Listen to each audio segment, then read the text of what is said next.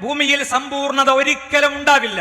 എത്ര സേവനം ചെയ്യുന്ന ഭർത്താവാണെങ്കിലും, എത്ര സ്നേഹിക്കുന്ന ഭാര്യയാണെങ്കിലും, എത്ര നല്ല മക്കളാണെങ്കിലും, എത്ര നല്ല പുരയിടമാണെങ്കിലും, എത്ര നല്ല ജോലിയാണെങ്കിലും അതിലൊക്കെ കുറവുകൾ തോന്നിക്കൊണ്ടേയിരിക്കും. ആ കുറവുകൾ വലുതായി തോന്നിപ്പിച്ച് മനസ്സിലും ജീവിതത്തിലും അസമാധാനം വിതറുകയെന്നത് പിശാചിന്റെ പദ്ധതിയാണ്. അതുകൊണ്ട് മനസ്സിനെ പഠിപ്പിക്കുക. സമ്പൂർണത എന്നത് സ്വർഗത്തിൽ നിന്ന് മാത്രമേ നമുക്ക് ലഭിക്കുകയുള്ളൂ. അവിടുത്തെ പ്രത്യേകത എന്താണ്? വലക്കും ഫീഹാ മാ തശ്തഹി അൻഫുസുക്കും വലക്കും ഫീഹാ മാ തദ്ദഊൻ. അവിടെ നിങ്ങൾ ആഗ്രഹിക്കുന്നതും ചോദിക്കുന്നതും ഒക്കെ നിങ്ങൾക്ക് പൂർണ്ണമായി ലഭിക്കും.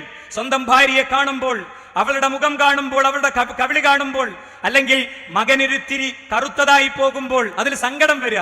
എന്റെ കുട്ടി കറുത്തതായി പോയല്ലോ.